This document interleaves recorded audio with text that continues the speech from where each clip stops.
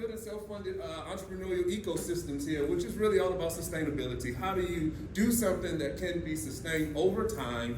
And you know, when you talk about that and when you mention that right there on the front, on the cover of the book, that means that this is a long game. You don't do anything self-funded. You don't do anything when you talk about sustainability when you're not talking about something that's going to take time to develop, going to take time to build. So you have to be really committed to this process. All right, so I'll give a little bit of an introduction. So I'm tdavis. I'm the Chief Strategy Officer at University Startups. We're based in Maryland. And what we do is, so we're a tech company on the face of it. We're an ed tech platform, and we empower student learners at all stages of their developmental sort of life advancement, choice, process from middle school, high school, into community college, even into university. And so that's where we really start the development process when we talk about how do you help people at scale. And that's the biggest thing that we work through with how we do our technology. Because as we all know, if you want to help communities at scale, you have to be talking about technology. And so that's how our platform is really built. We would say we're a tech firm. We have patents, we have AI, we have ML tools, we have all the cool stuff. But really, I like to say we're a community organization that just so happens to have world-class technology, because as we're working on the ground level in communities that need to be served, we understand that the community has to come first, not the technology. The technology is a driver for action in that community, but you have to be able to build these ecosystems and create those relationships, build that engagement piece, and then the technology becomes something that can augment something that you're already creating. So that's how we approach technology, programming, and all the different things we do. We work with community colleges, universities, local governments, so would love to work with all of you. Or even just share information, because what I like to say is that it's not always about, getting clients. Sometimes it's just about having a conversation. You all are from all different places around the country, and we all have shared experiences and different experiences that I think can really add value in the different places and pockets that we're working. So, all right, so let's get started. All right, so why is an ecosystem important? I'm one of those why people. I think the why drives a lot of what we do, and I think that even when you're building out your stakeholders, even when you're building out your team, and even when you're talking through this with your leadership and different things like that, maybe let's leave a crack instead of closing it, because people are going to be slipping in. Yeah, let's just leave a crack, if that's okay.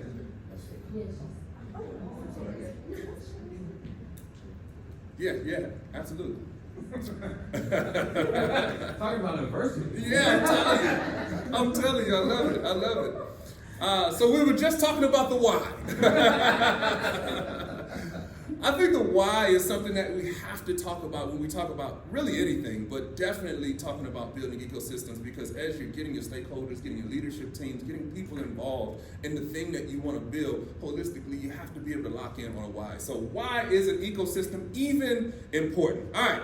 This is going to be I'm one of those people where I don't like this to be a soliloquy. I don't like this to be a one-directional thing. Let's get involved. Let's be a family here. All right, what do we have here? There you go, coffee seed. It looks like a sandwich. I love it. A $5 footlong, right? I got you. No. Yes. No, absolutely. I love it. I love the energy. Yes, hungry. There you go. This is a coffee seed. All right, so let's say you have this coffee seed. It's sitting on your table, on your kitchen table, on your desk, wherever. What happens if you water this coffee seed on your desk? Nothing. Absolutely. Nothing happens. In order for this coffee seed to reach its potential, in order for this coffee seed to get to the next level, in order for this coffee seed to do anything outside of what it is today and what it looks like on that table, what needs to happen to this coffee seed? It needs to be planted in the ground. All right? It needs to be planted in the ground. So we just talked about what happens if you water that coffee seed on a table, nothing happens. But once you put that coffee seed in the ground, what do? You water the ground. And then the ground feeds the coffee seed. And so that's what an ecosystem is. An ecosystem is created so that the ecosystem waters. The ecosystem is where the nutrients come from for the things that you want to do on your college campuses at your universities, in your communities, with your local governments. So it's not about these singular ideas, these singular things that are happening.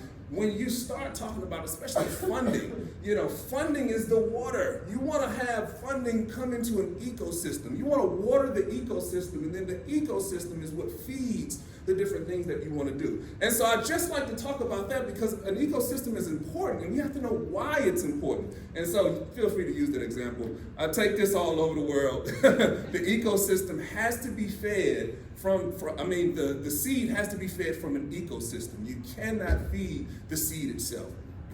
All right, so when you're building a sustainable ecosystem, and if I'm going a little bit fast, that's just because we got Kim coming up, and I got to make sure that I'm mindful of the time for her. So definitely going to be able to talk with you all afterwards. 3 goals when you're building a sustainable ecosystem. 1 is impact to students, okay? The second thing you have to think about is building stakeholder engagement. All right, the third thing is creating pathways into the community. All right, so when you're building a sustainable ecosystem, these are really the places that you want to start. Excuse me. All right, impact to students. All right, students are the seed. Let's start right there. We had some great students in the other room. I don't know about you all, but they are amazing. Yes, yes.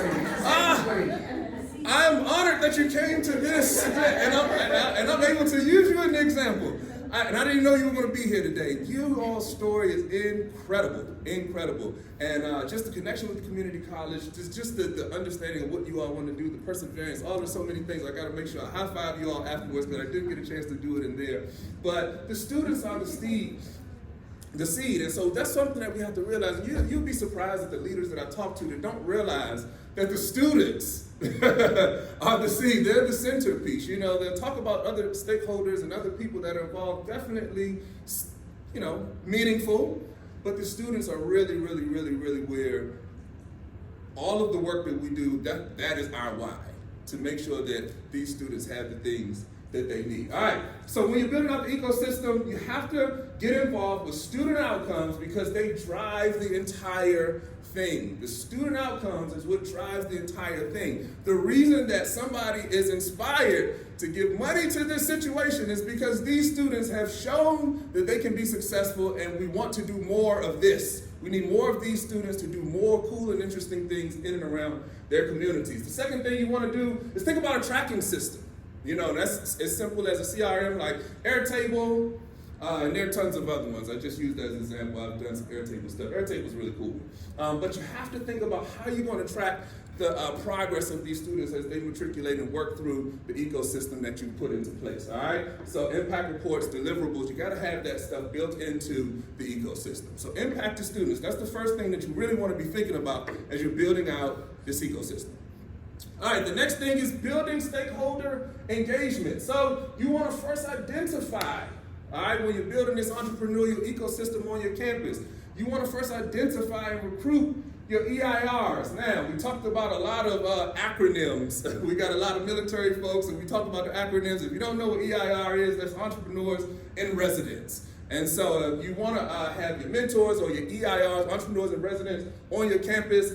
How do you do that? All right, this is the chance for you to start identifying, building stakeholders in and around your community. So you want to go to your alumni, go to your local businesses, verticals and jobs that you want to hit in your community. And when I say be strategic here, this is where you have to really match this up and make sure there's alignment. You have to have a line of sight from the things and the assets and the things that are in your community to this particular action right here.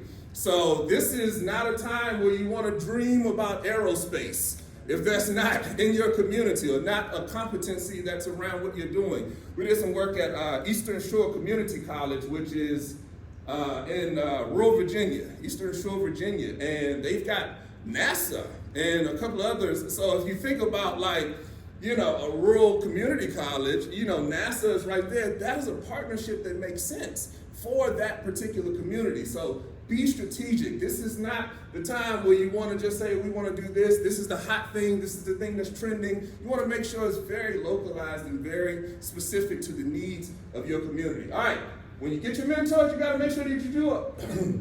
Make sure you do a mentor kickoff. Make the mentors a part of the community. All right, so this is something that I see a lot. You'll get these EIRs, you'll get people who agree to be a part of this ecosystem. They agree to be mentors, they agree to come in and use their expertise to help shepherd and mold your students, different things like that. But the community college doesn't do a lot to make them a part of what it is that they're doing. And when I say make them a part, things like this, and you all can get creative, but you want to give them benefits, give them actual cards to the community college. Make them stakeholders in this thing. You know, of course, personal lunches, discounts at the stores, maybe swag, sweatshirts, you know, let them wear the sweatshirts and hats and things from the community college. Of course, you can make this your own, but you want to make sure that the things that you're doing are really bringing them into this ecosystem that you're building. This is a great chance to get out into the community and partner with people who are willing, a lot of times, to support the work that you're doing at the community college level. You know, but they have never been asked, they've never been talked to, they've never been, you know, really brought into something that can really shepherd these students, all right? You want to do weekly check-ins with your mentors or EIRs. That's something that sometimes, you know, because we're at community colleges, we get busy. Everybody knows that you're wearing multiple hats. Sometimes more than multiple hats. More hats than you can even fit in your closet. But checking in with your mentors just to make sure that everybody's in line with the vision that we're trying to accomplish in building out this ecosystem is something that's really, really, really important. All right, and the last piece, when you talk about building your stakeholder engagement for your entrepreneurial ecosystem, is you want to bring together the faculty with the EIRs. You can do that twice a year. But you also want to bring in the heads of schools as well, as if you can. You want to make sure that leadership, you want to make sure that leadership is involved with meeting these EIRs as well. Oh, come on in.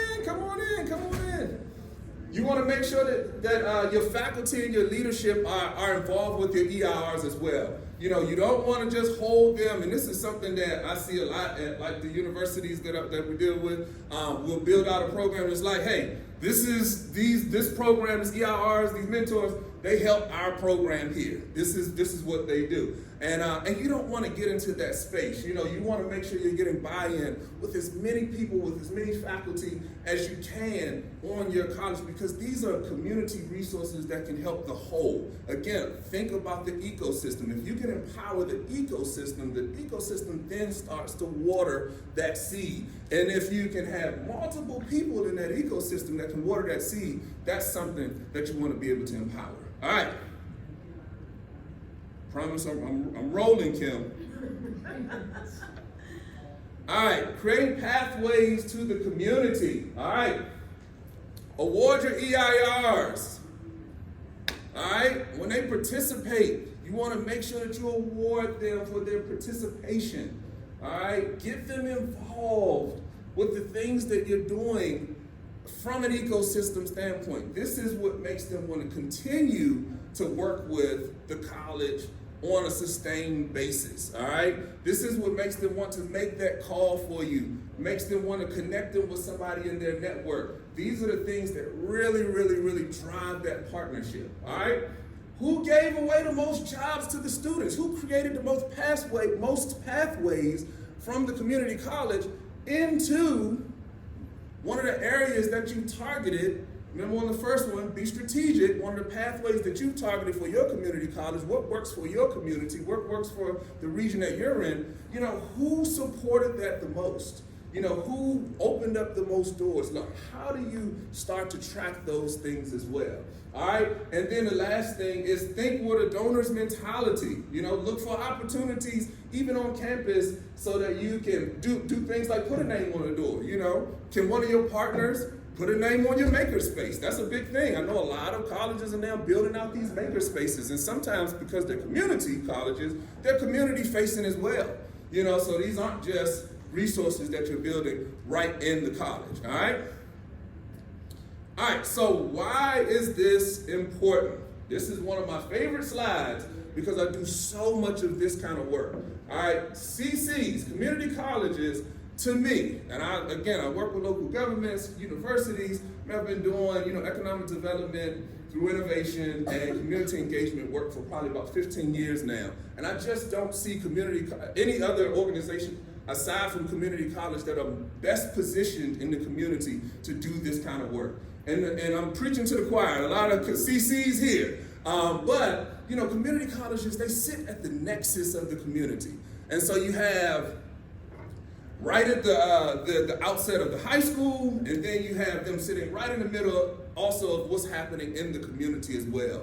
And that's what makes community colleges the best position to do this kind of ecosystem building, because they can reach, I mean, you think about that student who is, and we were talking about this morning, who's first generation.